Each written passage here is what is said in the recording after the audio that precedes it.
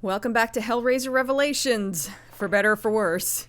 Emma seems to have a better idea of how to open that box. It's like, it wants to open, but you have to want it as well. Interesting take on how the box works. At least in this movie you can't just hold it out or throw it across the room like a Pokeball. If you try to force it, and nothing happens, you have to just let go. She's kind of getting off on that though, while her parents are watching. This girl really has no shame. She's also kind of having a moment with Nico's dad. Ugh. Emma.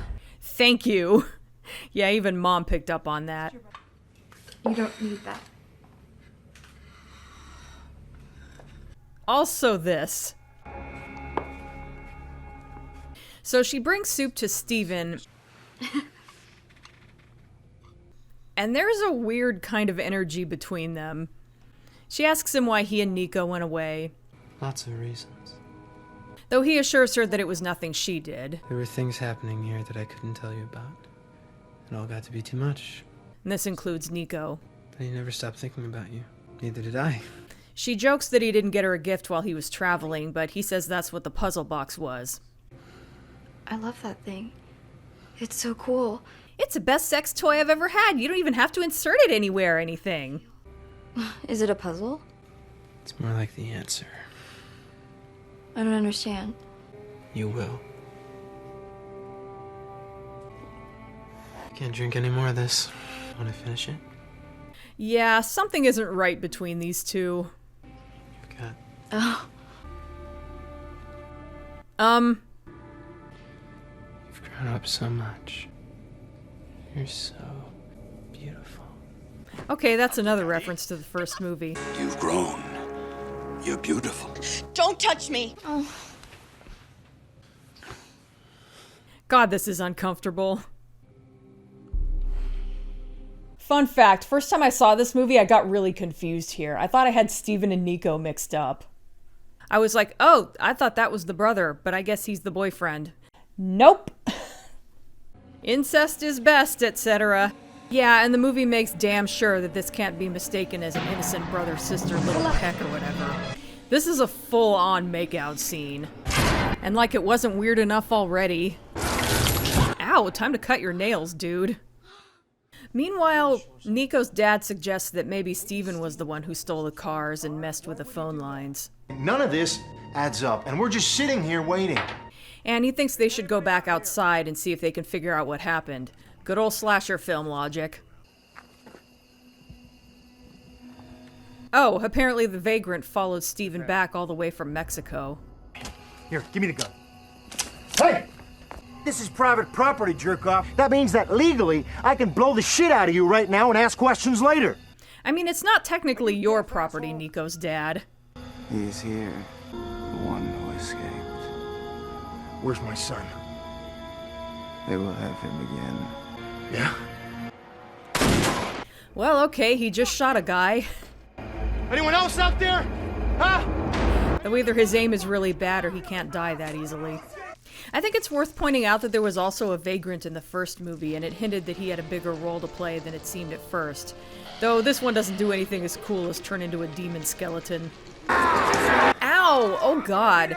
Say what you want about this movie, but the gory scenes ain't nothing to fuck with. Come on, let's get you inside.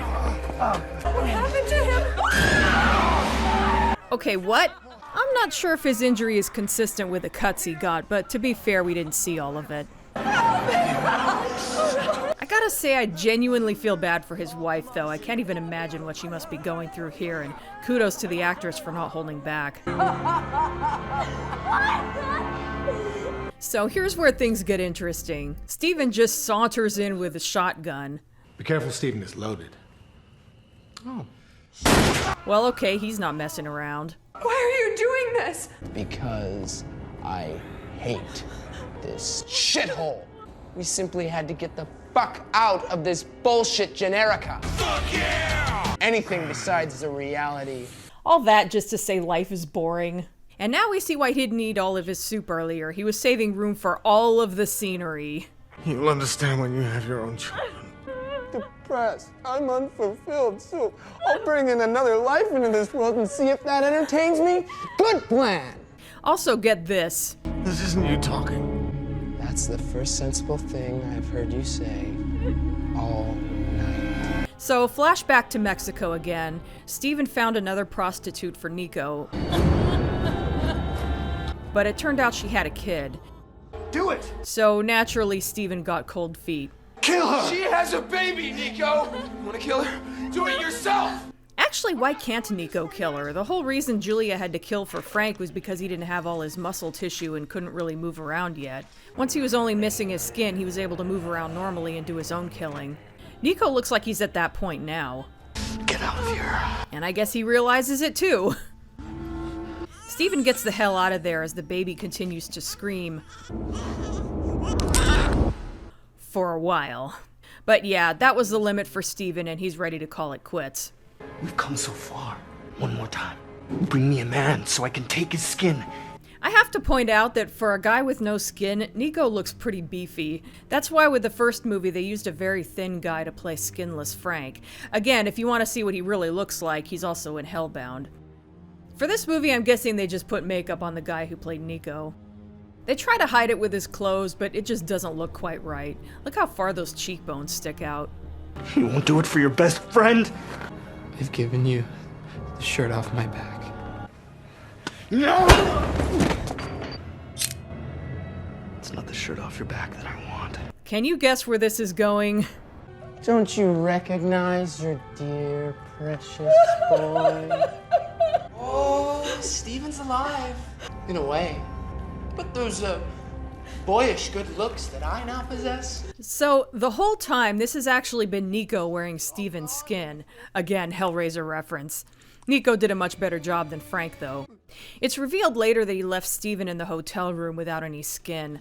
The last we see of him, he's picking up the puzzle box. I don't know why you're spilling tears for Father Dearest there when your true love lies bleeding to death. Also, apparently Nico's mom and Steven's dad had a thing going, but I'm not sure why it was necessary to add that like 15 minutes before the end of the movie. Motivation for Steven and Nico wanting to get away. I guess it works. Just seems weird that it just comes out of nowhere. Maybe this early scene is kinda trying to hint at it, but So it was actually Nico making out with Emma earlier, but she didn't know that. Anyway, he demands she give him the puzzle box. I don't have it! I'll give you 30 seconds to go get it, or I'll shoot your mommy in the face. Mr. Craven. Oh god, I keep forgetting about it because it's hard to catch if you're not reading the Wikipedia article. But Steven's family name is Craven and Nico's is Bradley. Get it? That totally makes up for Doug Bradley not being in this. I'm sorry. Thank you. Not you, you little shit. Anyway, he's actually apologizing to his wife. Not sorry that I fucked your little daughter. Wow, Nico is a real prize, isn't he? What a shame all that bad stuff happened to him. Yeah, I'm sure lament configuration, addiction, and hell had a lot to do with it, but keep in mind that he killed a woman before they even got the puzzle box. And the more we learn about him, the more I think it wasn't an accident. This is not a character anyone should care about. Hand the fucking thing over! Emma comes back with the box, but demands to know what he's going to do with it. An eternity of torture isn't exactly what I have in mind. I like to taste. I love to fuck. Yeah, go fuck yourself. I need the box to call them. I'm thinking I can swing a trade. Basically, he's going to give her to the cenobites so they'll let him go. Kind of like what Kirsty did with Frank. They're going to love you. Well, that was stupid. I get aiming for the side at first, but instead of screaming, she could have gone for the chest afterwards. I mean, she's facing hell here. You'd think she'd fight a little harder. Now open the fucking box! So, the box. She opens it. They come.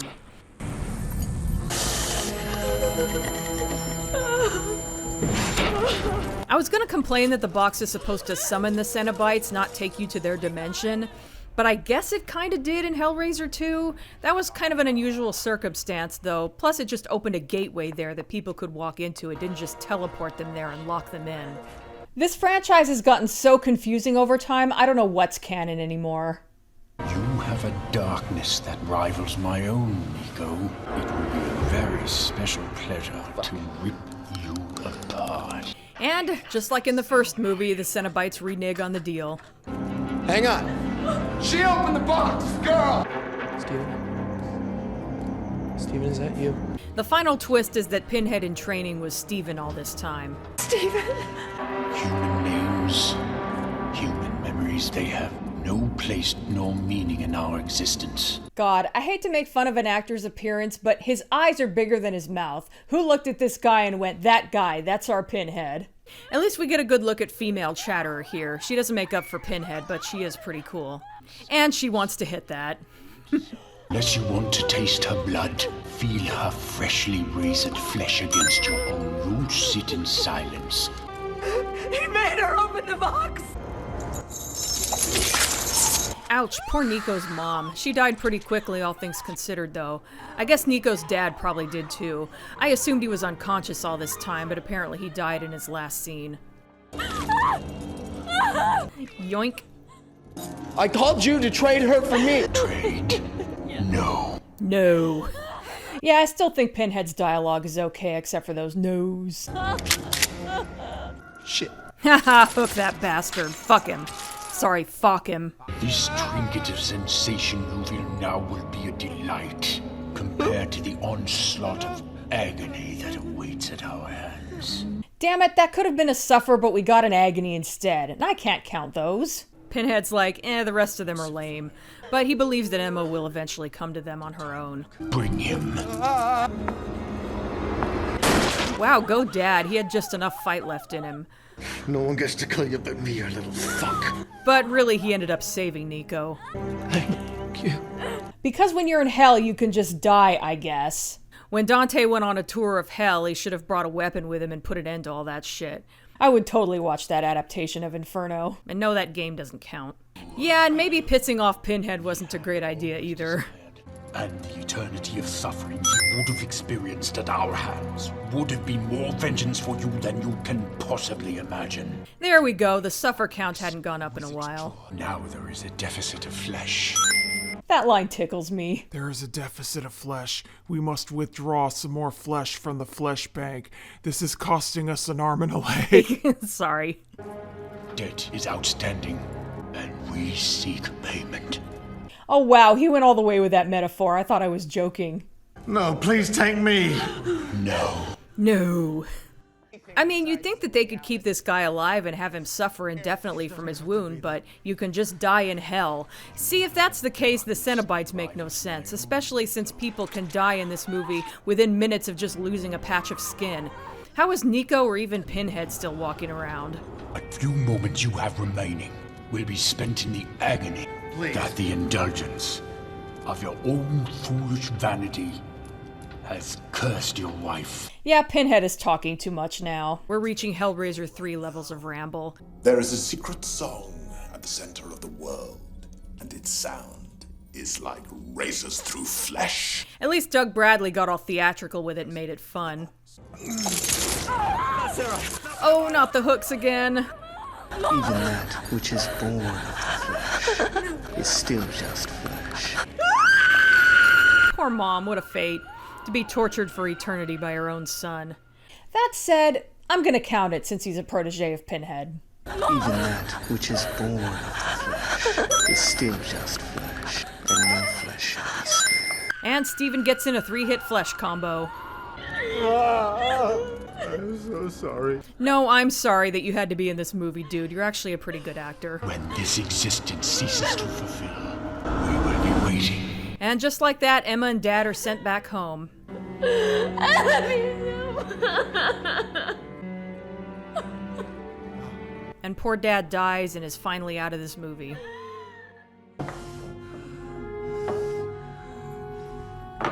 So what is Emma gonna do with that lament configuration? The end. There's a lot to unpack here.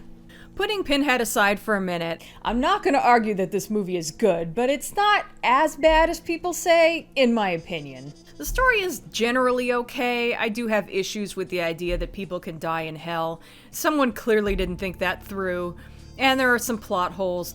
This definitely could have done with at least one rewrite. But other than that, you can tell that this was originally meant to be a reboot because it's basically a very soft remake of the original Hellraiser movie, and it hits a lot of the same notes. Even though this movie obviously doesn't pack the same punch, I think it's interesting to spot those references. If nothing else, at least this movie was always meant to be a Hellraiser movie, unlike all of the previous straight-to-DVD sequels. Quick reminder in case this is your first video of mine or you forgot. All of the straight-to-video sequels started out as some early movie script that had been pitched to Miramax that they kept on file, and later they took those scripts, threw in Hellraiser elements, and made them into Hellraiser sequels, with varying degrees of success.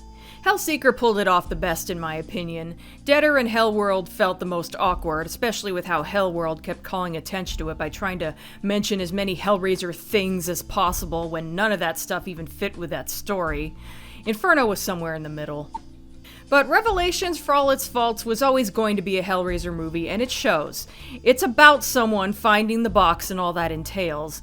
It's not some random story where stuff is going on and then, oh, then they found the box, and oh, there's Pinhead, okay, back to the story. Again, other than Pinhead, the main thing dragging this movie down is that Steven and Nico are so obnoxious. I'd be less bothered if they didn't start off as protagonists who we're supposed to care about. Their parents are kind of bland for the most part, but I do end up caring about both dads, so those actors did a good job, and Nico's mom as well. In fact, they didn't just pull anyone off the street for this movie. Pretty much all of these actors have a pretty long IMDb list, so they had some acting experience under their belts. That said, Steven and Emma's mom doesn't really get a lot of screen time or development, so as much as I feel bad for her in the end on principle, we really don't get too attached to her. The ending could have had a lot more impact if we did. I do kind of like the twist that Steven was really Nico all along and that Pinhead's protege was Steven all along. That said, I do get a kick out of Nico's scenery chewing, but it does start to wear thin after a while. And frankly, his attempts at drama before that point aren't that good. I guess that's about all I have to say about the movie in general. I'm kind of anxious to talk about the Cenobites because, aside from one of them being this Pinhead, they were kind of a high point for me. I like that we got a female Chatterer this time. Naturally, she's got the classic Chatterer face, apparently covered in scar tissue with no visible eyes, and lips peeled back and held open with 3 wires that go through the skin, then come out again in the back where they wrap around. She also has a tattoo on either side of her head of some symbol and a ponytail of wires at the top of her head, both features shared by the Wire twins. Only the wires are coming out of a pipe that is jammed into her head, so that sets her apart a little. Costume-wise, she wears a bodice that looks like pieces of metal welded together. She's also wearing a collar that almost looks like a neck brace, like the ones we've seen on previous Cenobites. Other than that, you can just make out a long leather skirt with studs on it. Like the budget kind of ran out when they got to her waist. Despite that, I think she looks pretty cool. Like I mentioned when I covered Hellworld, stumbling onto a picture of her while looking up images of female Cenobites while covering Silent Hill Revelation is what inspired me to get caught up on all the Hellraiser sequels. It looks like the Cenobite wiki I was using for the previous videos doesn't exist anymore, and this one doesn't speculate on her origin, so her appearance is all I've got to talk about. I think she looks pretty badass, though. Say what you will about this movie, but Pinhead's protege has one of my favorite Cenobite designs in a while. It's really just a much more extreme take on Pinhead. Basically, he has thicker nails, and the grid on his face is made of squares of skin that the nails are holding in place. That's pretty clever and gruesome. There's also an area on the right side of his chest where strips of leather from his outfit are woven into his skin. There is one shot of the lower part of his outfit, and he wears a skirt like Pinhead, but with some kind of embellishment down the front. It's hard to make out. I guess I can't put off talking about Pinhead anymore. After seeing this movie and trying to work out what was wrong with how Pinhead looks, I figured maybe this actor just can't pull off baldness, and they didn't discover that until it was too late. And yet, here's the main picture on his IMDb page. He looks fine? He's pretty decent looking even. I would not look at this guy and think that he'd look terrible with Pinhead makeup.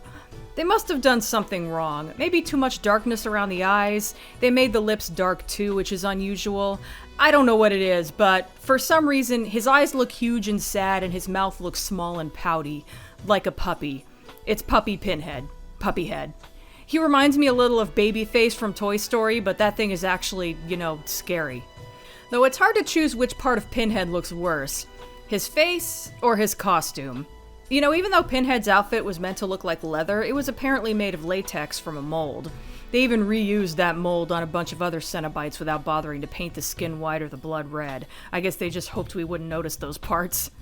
But they didn't do that here. I have no idea why. Maybe they no longer had that mold, or the budget was so skimpy they couldn't afford more latex. But some poor costume maker had to try to recreate this complex and detailed costume out of what looks like upholstery vinyl. And hey, speaking as a sometimes cosplayer, upholstery vinyl is pretty good stuff if you need the look of leather and you're on a budget, so I'm not knocking it. But it does not work for something like this. If this was someone's cosplay, I would be impressed because clearly someone spent some time on that. They just weren't using the best materials. But as a movie costume, that's just embarrassing. Another interesting thing about Pinhead is that he's played by two actors. One is the face and one is the voice. Clearly the face didn't work out, but the voice isn't bad. In fact, the actor is a very accomplished voice actor. His IMDb list is so long, I actually got tired of scrolling, and I didn't even care to see the whole thing. I just wanted to get down to Hellraiser Revelations. Yeah, he sounds vaguely like Doug Bradley. Compared to the onslaught of agony that awaits at our hands. If I wanted to harm you, we would not be exchanging pleasantries now. Without his voice slowed down. So they got a second guy to do Pinhead's voice, only to not do all the steps necessary to make it actually sound like Pinhead anyway. I don't get why they did that. I don't get any of why Pinhead was handled the way he was in this movie. He's just this perfect storm of awfulness. That said, if Doug Bradley was in this movie, people would be a hell of a lot less harder on it, I think. Granted, I'm assuming that he somehow wouldn't have to wear this costume in this theoretical situation. He has an old one or something. But I feel like he would have done really well with his dialogue, and he's got a way with body language that the actor playing Pinhead here doesn't quite have. I'm just gonna say it. Overall, to me, this movie is not as bad as Hellworld. At the very least, it doesn't piss me off as much. Granted, I may have just had very low expectations going in because of the lack of Doug Bradley, and I had heard a lot of bad things about it, but look, at the very least, there are only two characters in this movie that I found unbearable. With Hellworld, it was practically everyone. So I'm sorry if people are disappointed that I didn't just totally drag this movie. I guess I judge it similarly to how I judge Roger Corman's Little Shop of Horrors. It wasn't a very good movie, but considering it was shot in 2 days, it's pretty impressive. Hellraiser Revelations also isn't a good movie, but for a movie that had to be shot and in the can within about a month, I feel like it could have been a lot worse. I mean, Birdemic took 4 years, and it looks like this. Well, I finally did it. I talked about Hellraiser Revelations. Next up is Hellraiser Judgment, which I still haven't seen, so we'll see how that goes. At least Pinhead looks better in that one. That's it for now. See you next time.